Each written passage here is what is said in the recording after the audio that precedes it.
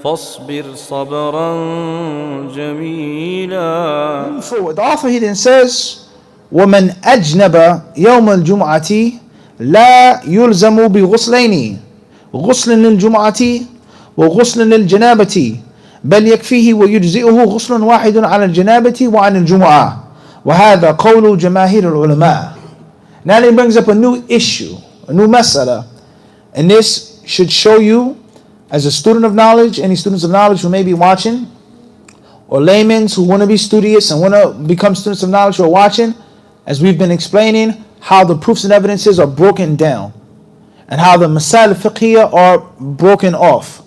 The main issue, the most important issue is ma hukmu ghusl yawm al-jum'ah. What's the ruling? Mandatory, sunnah, etc., etc. And then there are subsidiary issues, furu'at fiqhiyya. And one of those subsidiary issues is, what if you're junub on Jummah?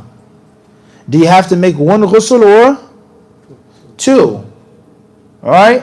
Or if you're not junub, if you're muhdith, hadath akbar, such as menstruation. A woman, she comes off of her period, her menstruation on Jummah, and she wants to go to Jummah. This is a very important issue, and it's extremely plausible. So her menstruation, her period stopped at 11 a.m. She wants to go to Jummah. I've missed the masjid, I've been menstruating, I want to sit in the dhikr. Do I have to make ghusl for menses and Jummah, or just one? Right? Possible or not? Very possible. Or man was with his wife. A woman was with her husband. They're both on the Jummah. They had intercourse in the morning, 10 a.m. They want to get ready to go to Jummah. Do they have to make two ghusls or one? Everybody understand this? So the author here, he says, is that one ghusl is enough. One ghusl will take the place for both of them.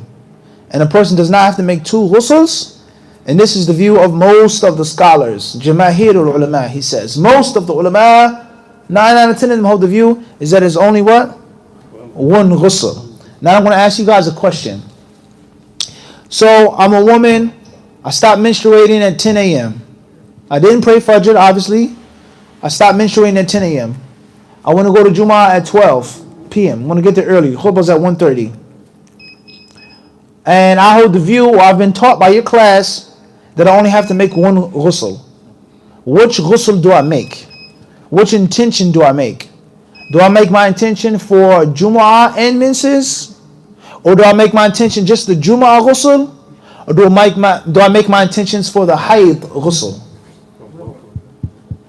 It's three options now, three scenarios. And the rulings are not the same. One says Jumu'ah. You guys understand the question? Yeah. It's three options now. I'm a woman. What am I washing for at 10 a.m.?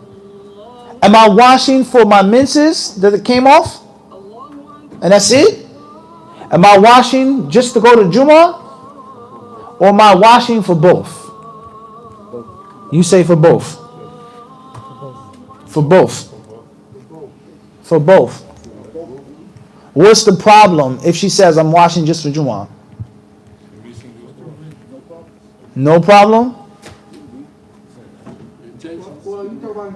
It's a huge problem. All the answers are wrong. It's a huge problem. Huge problem. Showing that a basic understanding of not being pure, we're off track. At least, at best, we're off track. How is that? Who can solve the riddle? When a woman was menstruating, could she pray? No. She could not pray. Perfect. She stopped menstruating. She now has to pray after what? Ghusl. So at the time of her menstruation, she's considered to be what? What state is she in? Like what? Like who? Like a junub. We have two women here. Listen carefully. This is very important. ABC fiqh, extremely important. Two women we have. One woman was menstruating. She stopped her menstruation at 10 a.m. Right? So before she stopped menstruating, let's say 9 a.m. she's menstruating. And there's another woman who's not menstruating. And she was intimate with her husband at 8:30 a.m. It's now 9 a.m. Do both of these women need to make a ghusl? Both of them do, for sure. Neither of the two can pray, correct?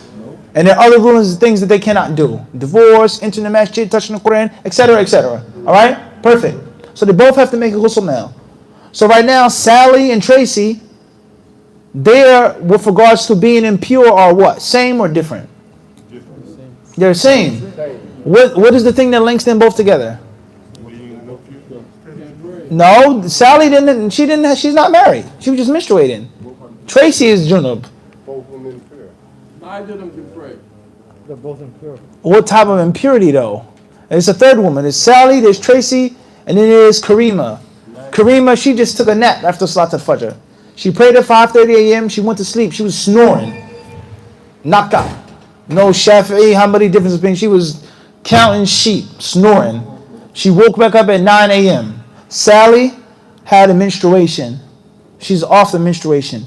Tracy was pure, but she slept with her husband. Karima was sleeping. She had to make wudu. So Karima has to make what? Wudu. Sally and Tracy have to do what? What is the difference in their impurity? All three of them are what? Impure. None of them can pray. Sally, Tracy, Karima, none of them can what? Pray. We agree on this. None of them can pray. None of them can make Jummah. But the only thing that Karima has to do is make what? Wudu. Sally and Tracy have to do what? Ghusl. Why? What's the difference between Sally, Tracy, and Karima? Because one was just sleep. What does that fall under? So the level of impurity. The level of hadith, of impurity. Sleeping is not like ejaculation. Eating camel's meat, touching your private part, anything that breaks your wudu is not like menstruation. There's different levels of you being impure. If we don't understand that, then we're not going to get the ghusl of Jumu'ah together. Because Tracy is going to make a ghusl for Jumu'ah, and the Jumu'ah ghusl has nothing to do with what? Impurity. The ghusl of Jumu'ah has nothing to do with what? Impurity. It's a spiritual bath that you're taking. That's it. I have wudu, but I'm making ghusl for Jumu'ah. The ghusls are different. So if she's going in there with the intention of making ghusl just for Jumu'ah, technically speaking, she goes to the masjid, she says she's praying, she's still what? What is she? Impure. She's still impure. What type of impurity? Major. Hadith akbar. Everybody got it? So Sally or Tracy, they're just making one ghusl. They read this book, they heard this class, they're making one ghusl just for Jumu'ah. Their Jumu'ah, their prayer, their asr, or whatever, however long they didn't wash up again, is kullu, all of it is what? Invalid. And the reason why their prayers are invalid is because they never left the state of impurity. Everyone understand this? They never left that state of impurity, whether it was janabah or menses. They still had major impurity. So once again, if you sleep, deep sleep, you're pure or impure? Impure. You're ritually impure. Your body is clean, but you're spiritually impure. You have to make wudu before you can pray, correct? Perfect. You had a wet dream. You woke up, you had a wet dream. You're pure or impure? You're impure. How to become pure to pray? You have to make a ghusl. What's the difference between sleeping? We both slept. Mike and Tom, both of them slept. Abdullah and Abdurrahman. So, they both slept. Right? One lives in one room and the other brother lives in another room. He woke up, he just slept for 4 hours. And Abdurrahman woke up and he discovered that he had a wet dream. Can either of them pray? It's time for Asr now. Can they pray? No. Abdullah only has to make a what? Wudu. Abdurrahman has to make a what? Why?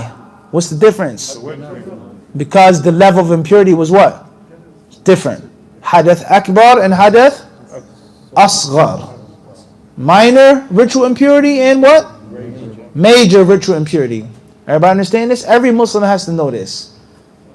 Every Muslim has to, because all Muslims sleep, all Muslims urinate, all Muslims excrete, all Muslims menstruate, every Muslim is supposed to know this basic stuff. So therefore, when you make the ghusl of Jumu'ah, you have the option of you're either going to make 2 ghusls, 1 ghusl, or 3. Right? Nothing. In order to just do 1 ghusl, you have to make sure that ghusl is for what?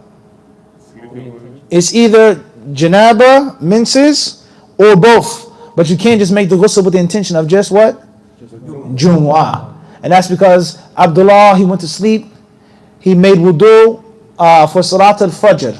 He stayed up from Fajr up until Jummah. It's now 10 a.m. He's ready to go to the masjid early. And he wants to do what now? He wants to make a ghusl. Because he broke his wudu? He went back to sleep?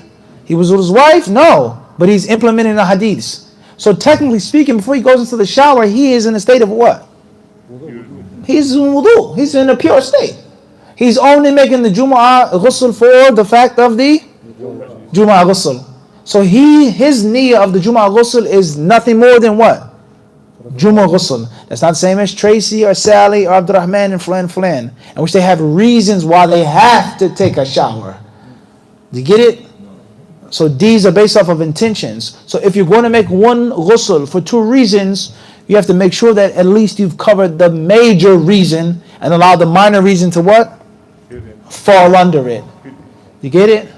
Everybody understand the difference? Is that I'm out of janabah. I'm clear. I'm done.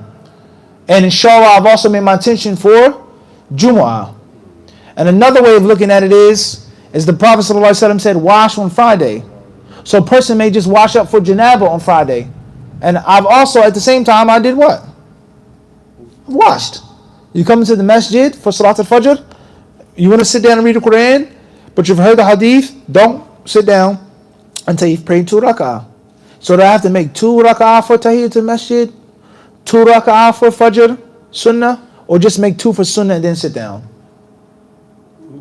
2? No, nope. Because the Prophet never specified a prayer to make. He just said pray before you sit.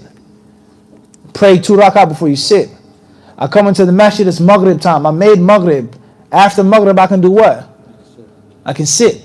How many rak'ahs for Maghrib? So 2 is definitely included in 3. You get it? For sure, 3 is a bigger number than what?